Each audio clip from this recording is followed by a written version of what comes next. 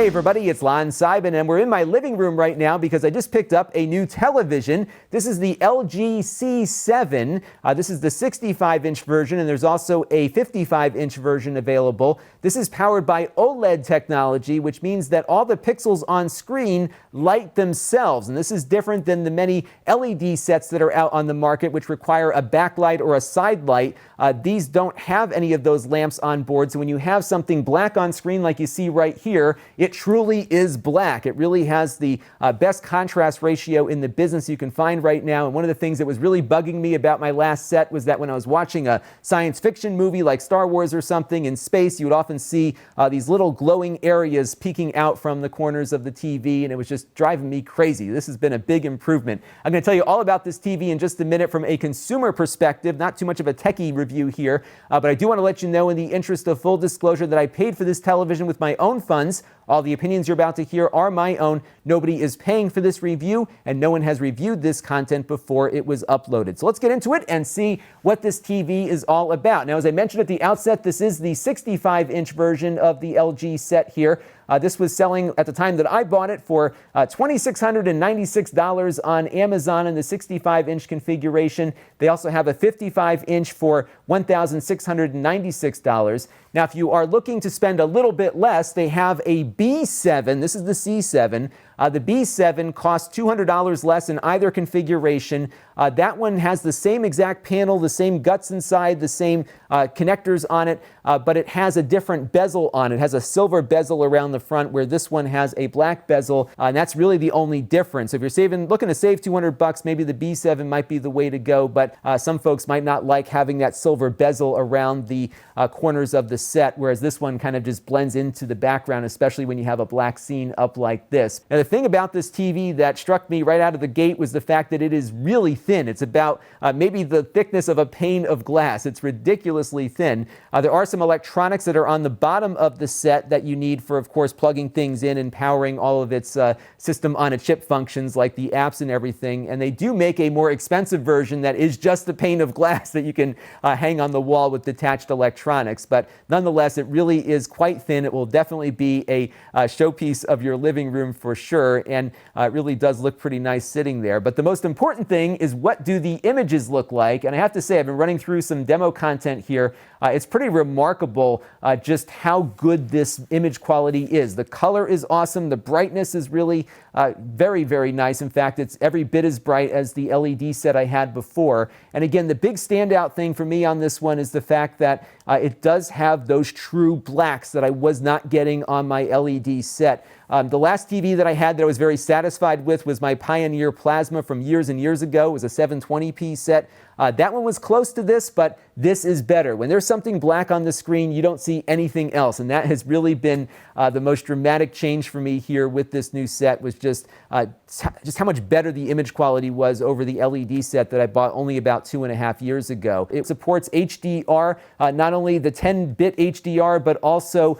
the Dolby Vision HDR, which I believe is 12-bit. And what HDR means is that you're going to get a more dynamic range of color for films and other productions that support it. So you'll see better contrast between light and dark areas and richer color than you might on a non-HDR video. It also, of course, supports 60 frames per second 4K, like this video I shot with an iPhone in Nantucket over the summer. Now, this television is powered by an operating system called WebOS. This is the same interface that LG has been putting into their TVs for quite some time now. You can see it running here. I've got a bunch of apps already installed, including Netflix, Amazon, and YouTube that I can jump to very quickly. I can also play media off of a USB drive I have installed here with their photo and video player. You can see there's a bunch of other options, including Plex. It is a little bit clunky of an interface from the standpoint of organizing things, because there's a lot of these little tabs that are default on the screen here that you may want to organize. So you can go over here to this edit thing and then scroll over to the app that you want to move. You click on it, you move it over, drop it in, and then hit the back button, and then you've got things where you want them. So you might spend a little time just getting everything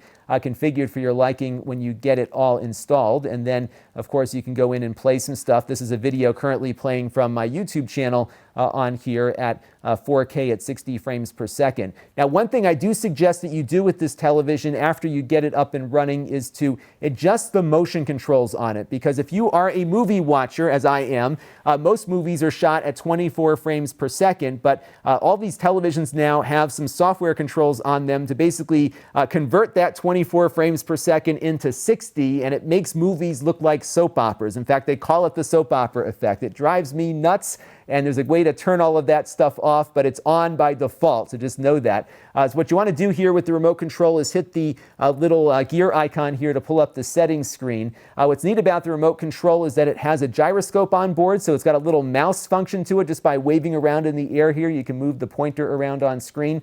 And I would suggest going over to the All Settings feature here and going over to the picture mode and scrolling down to the picture options and turning off this thing called TruMotion. Now, for 60 frames per second content, it will still look smooth on your set because it is smooth, because it has that many frames per second, but other stuff will look more natural when you do turn off that TruMotion. So I would strongly suggest doing that just because your movies, especially your Blu-ray movies, are not going to look as good unless that is turned off. That might be some point of disagreement among some in the audience, but I know the true film buffs will want to turn that off, and it kind of drives me crazy that manufacturers continually rely on having those things on. There's a ton of other calibration that you can do on this set to get the right color that you're looking for. There's a lot of great videos on YouTube. I'll find a few to link to in this video in the video description, so you can get some idea as to maybe how to get this thing tweaked to your liking. But I've largely been leaving it on the default at the moment just so I can get used to the set, and then I'll start tweaking and calibrating as I go. But just out of the box, to me at least, it looks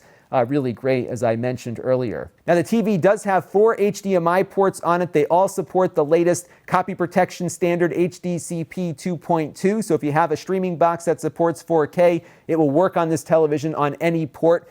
Some TVs out there only support it on a couple of ports. This one works on all of them. Now, if you have an audio receiver that also has HDMI inputs, you need to make sure that that receiver supports that HDCP 2.2 standard, or you will not get 4K video coming out of your receiver. That's a problem I have right now because my receiver does not support that standard. I'm going to have to buy a new audio receiver at some point to make use of the extra HDMI ports I have on there. But I think these days we're finding a lot of multi-use kind of boxes, and I think 4 ports should probably cover it for you. There's also 3 USB ports on there for attaching remote storage devices. I have a hard drive plugged into it right now to play some of those sample files I was looking at a little earlier. You can also plug composite video in, the old standard that you might see from your VCR days. So you can plug your old VCR into this thing if you want, but there is a little cable that it comes with that you need to plug in to be able to do that. And in addition to that, it also has Ethernet built in along with wireless AC for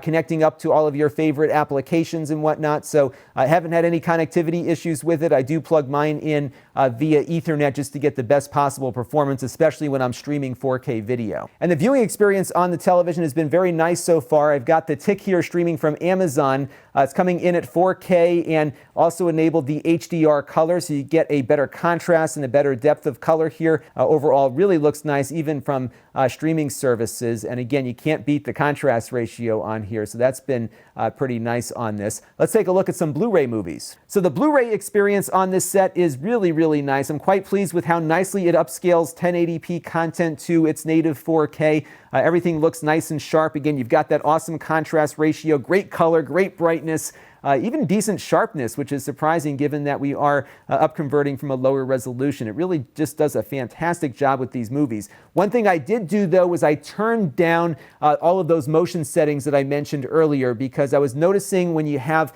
pans of the camera, like at the beginning of Star Wars after that opening crawl, and it kind of pans down with all the stars to whatever planet is beneath it, you'll see some jaggedness unless you turn off those settings. It often has a hard time getting everything to line up properly with the movie's native 24 frames per second frame rate. But once those motion controls are off, I found the movies looked spectacular on here, and I am looking forward to spending a weekend doing a little movie marathon here, catching up on all the movies that I haven't watched in a while. The best part about this is the fact that in a letterbox movie like this one, I am not seeing glowing coming off the bottom and top of the display, because we're getting a true black now, and because there's no visual information in those black areas of the screen, I've got a true black image now, which is just awesome. And even the main image here, even in bright scenes, looks better than it did on my original LED set I was running up here before. So all in spectacular Blu-ray quality, and I think you're going to have a very nice experience playing back your old stuff too. I also found the gaming experience to be pretty nice on this TV.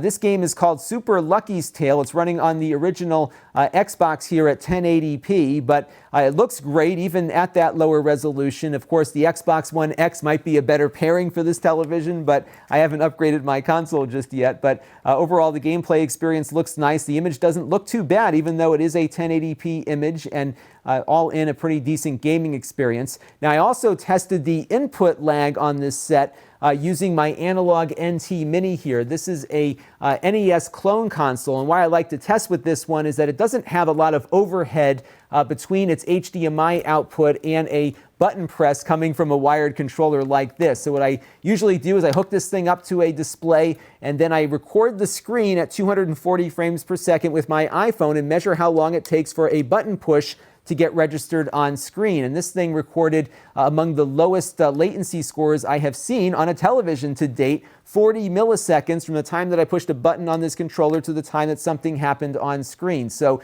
overall, the TV does not look to be putting in too much overhead for image processing, but you do need to make sure you switch the television into game mode, and I'll show you where to do that right now. So what you want to do is pick up the remote, click on the gear icon on the remote, and go down to the all settings thing once again. And this time what you want to do is make sure that the picture mode settings are set to game, and that will turn off a lot of the extra processing that the television is doing to reduce the amount of input lag that you might be getting on screen. What I haven't tested yet, though, is the newer consoles that do support the HDR resolution, so I'll have to maybe get one of those. That's a good excuse to get one, I guess, and try out a game and see what happens in HDR mode. But at least in normal mode here with 1080p, it seems like the input lag is very, very minimal, and I think you'll have a very good gaming experience. This is actually every bit as good as my Samsung LED television I have downstairs, which was the lowest input lag device I had in the house for televisions. This one does just a little bit better, but within the margin of error of that particular display. So before, where I had been reading about OLEDs not being so great for gaming, this one feels like it's pretty nice. There isn't too much blurring of the image here as I'm running around as well. So all in, I'm pretty pleased with the overall gaming quality of this television. And a couple other things to look at before we wrap up here, and that is the viewing angles on the set. One of the things that we found with a lot of these LED televisions is that they don't always look good depending on where you sit in the room. This one did very nicely, actually. I didn't see any real change in the image quality no matter where in the room I was sitting. So if you have a larger living room, this will look good to everyone in the room no matter where they are sitting in front of the television. Some in the past, as I've mentioned, didn't look so great if you were off to a side or something. This one really, I think, will do well in a larger living room. So overall, I am beyond pleased with this television. I really can't find anything to complain about here. The image quality is just absolutely spectacular. A big part of that spectacular image quality is the fact that you get a true deep black in scenes like you're seeing here, where there's a lot of dark areas on screen, but also even in well-lit scenes, you get just a tremendous contrast between dark and light that you really can't get on an LED television. There is just no glow when you've got something black on the screen. It is just black the way it should be, and it looks spectacular. So I'm really pleased with this. It looks better than the plasma I had a couple of years ago. The HDR modes look great on it as well. You got Dolby Vision support, of course, in the regular HDR modes as well. So all in, just a spectacular purchase, and I'm so happy to see that these TVs have come down to a price point that more consumers can afford. So you can get in the door now for just about $1,600 or less with an OLED television at 55 inches. That's spectacular, and the image quality, I think, is light years beyond what I've seen on LED TVs, including some made by LG. You just can't get around the fact that there's no backlight here to lighten things up on screen, and just in its default mode, it looks spectacular. And I think once I start tweaking it a little bit more, I'm going to be even more pleased with with it. It does have a decent speaker on board. It's got these 20-watt speakers. Good range of sound, actually. Not home theater quality, perhaps, but good enough for watching television and movies and stuff if you don't have a home theater receiver installed. And great viewing angle, super thin, looks really nice sitting up on the table here.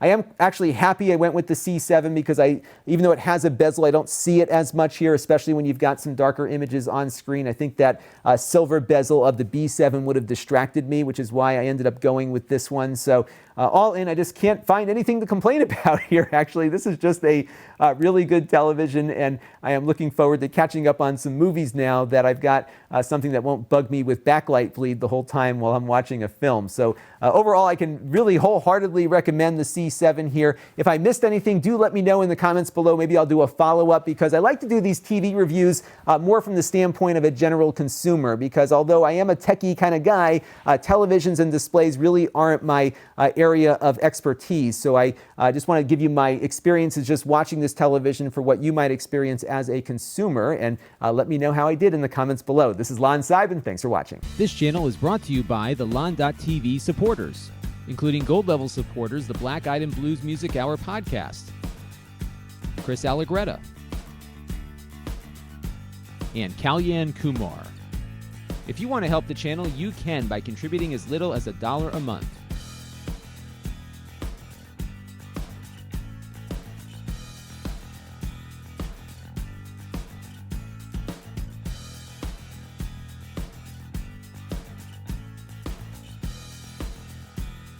Head over to Lon.TV/support to learn more.